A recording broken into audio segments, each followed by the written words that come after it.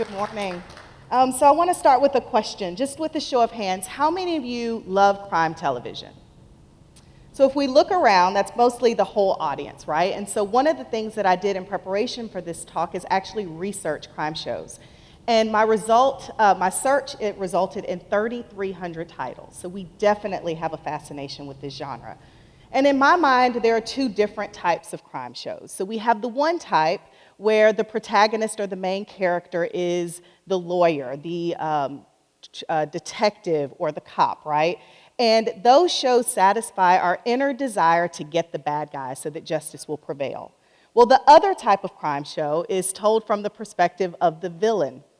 And much to our surprise, we find ourselves sympathizing with these characters even though they are committing the most despicable acts.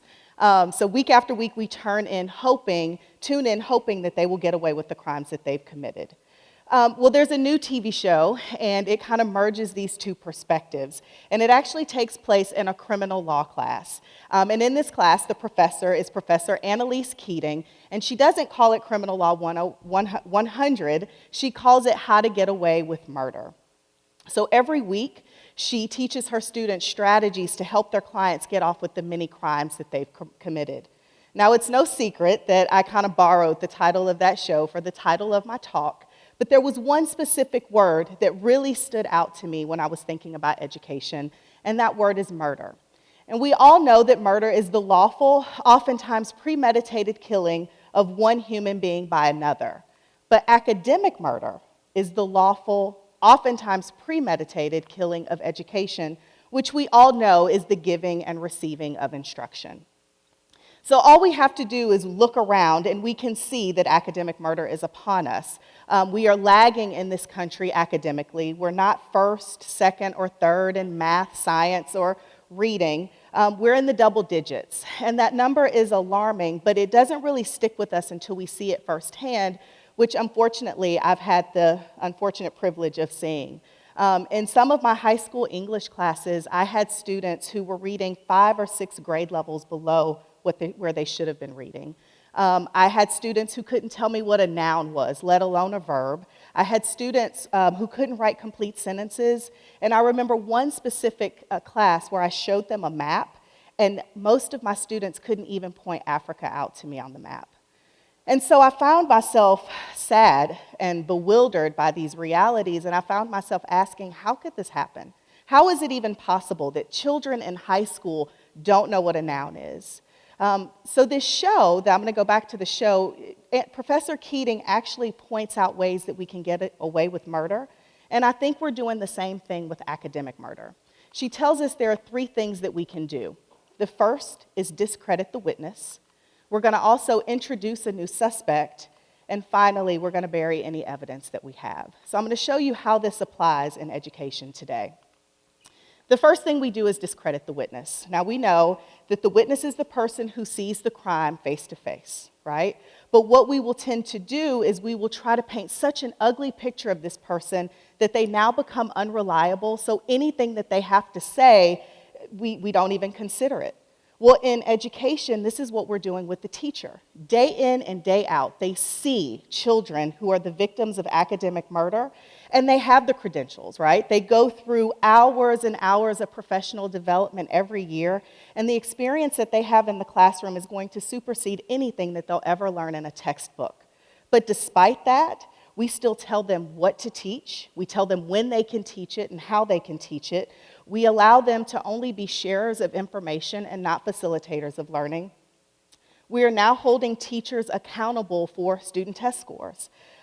We belittle what they know, and we criticize their knowledge when we say things like, oh, anyone can be a teacher. And finally, we don't give them a seat at the table where decisions are being made about education and about students. The next thing that we do is we introduce a new suspect. So if you're watching crime shows, this is the part of the show when the attorney is trying to distract the jury from what's real. And in the case of murder, it's who the killer is. Well, we do this in education, right? So we introduce new tests or more tests. We have new standards. We insist on instructional technology, and then we blame it when it fails. We put so many factors on the table that we don't know who or what the true suspect is, And when we don't know who the suspect is, we cannot get away or we can't solve the crime. The last thing that we do is we bury the evidence, and I think this is the biggest one. So when we watch our crime TV shows, we know that when we're burying the evidence, we're basically hiding anything that points to the true criminal, right? So we have the what, which is the murder weapon, and we have the why, which is anything that's going to suggest motive. So your emails, your life insurance policies, your Instagram postings, we try to hide all of that. But there's one piece of evidence that answers more than two questions. It answers the bulk of the questions, and that's the body, right? And the body answers how was the person killed, when was the person killed, and where was the person killed. And I know, I'm not really a lawyer, but I'm an expert because I watch a lot of crime TV, that you cannot solve a crime without the body, right? Now, there is a connection, and no, we are not killing or burying bodies in education, but we're doing something that's just as fatal. We are silencing our victims, okay? We ignore them, we fail to include them, and we excuse them. We excuse our victims, and in this case, those are the students. So in teacher prep classes, which is what I teach, and I've gone through some myself as a teacher, we teach a lot about theory and pedagogy, right? And we study data and we study trends, and we even allow our students to step into classrooms and observe or even teach. But that's where the learning stops. And this is crazy to me because the one piece of evidence that's going to answer the most questions for us, the student, right? We ignore it at all costs. And I don't know if that's because we think students are going to water down education or we don't have the faith in them. But I think it's awfully ironic that we call ourselves experts, right? We become experts at teaching without asking the victim one single question about the crime that's being committed against them. So before I was here, I began my teaching career in Harlem, New York. And many of my students face challenges because of their socioeconomic status and their academic status. Academic murder was upon them. But when I decided a few years ago that I might want to write a book to new teachers, they were the first ones that I reached out to. And I asked them two questions. I asked them, what do you think new teachers should know about teaching? And I also asked them, what do students want in a teacher?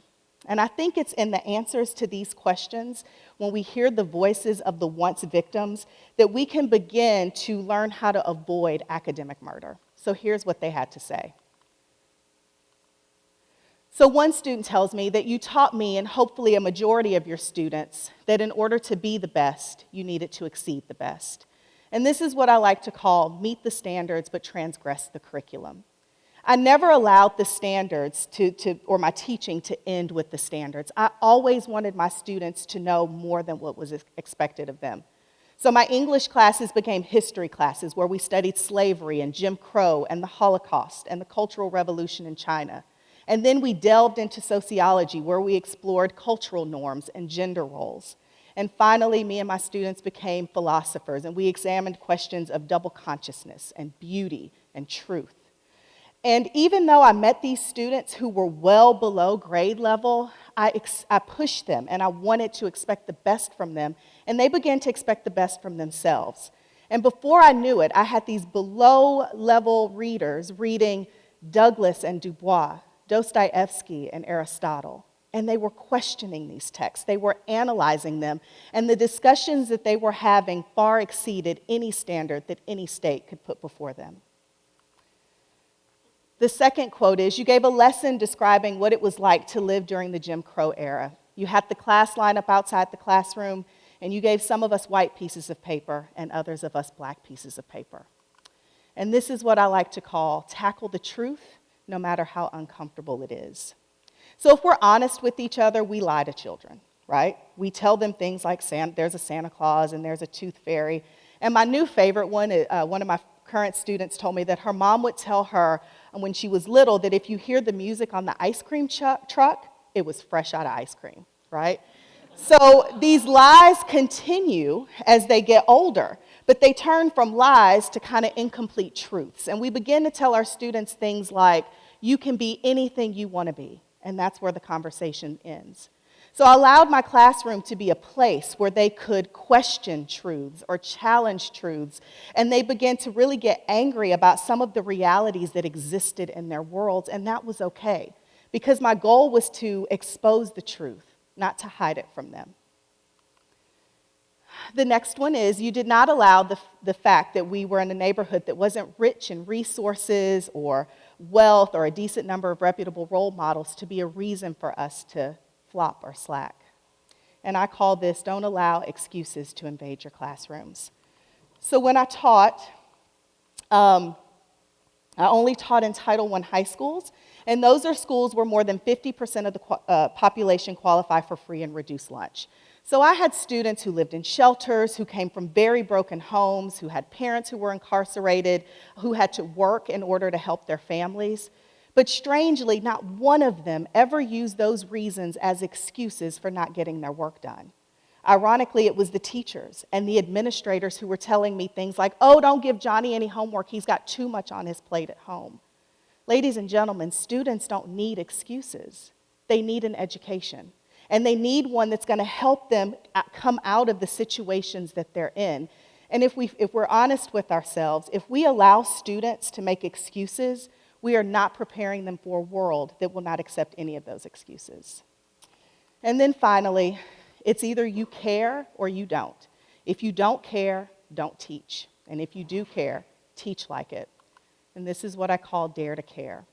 This is the one that most students spoke to when they responded to my emails. And one even told me, Miss, I don't know that you can teach someone how to care. And I think she's right. But I think what we have to do is find something within us that gives us passion, right? So for me, it was I wanted my students to finally win. They were up against so much, all right? I just wanted them to have at least one victory. The second motivation for me, it was a little bit more selfish because at the time I wasn't a mother, but I knew I wanted to be a mom one day.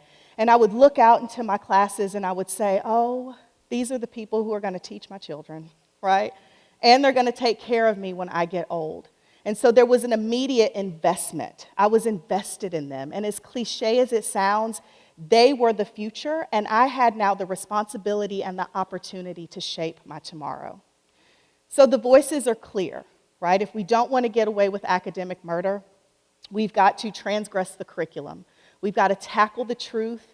We have got to eliminate all excuses, and we have to dare to care.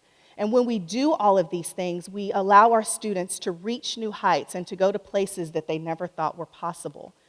One student said this to me, without you, who could say that we would have all pushed ourselves to the places in which we stand today? So I want to end with this. We go back to my TV show that I watch. Professor Keating is in court, and she tells a jury about her client that under the right circumstances, any of us could become killers. So whether we are teachers or textbook writers or administrators or librarians or lawyers or whatever, or even parents, right? This could all be true for us. But we don't have to discredit the witness. We don't have to introduce new suspects. And we definitely don't want to bury new evidence, ladies and gentlemen. I want you to remember that the purpose of education is to give life, not take it away. Thank you.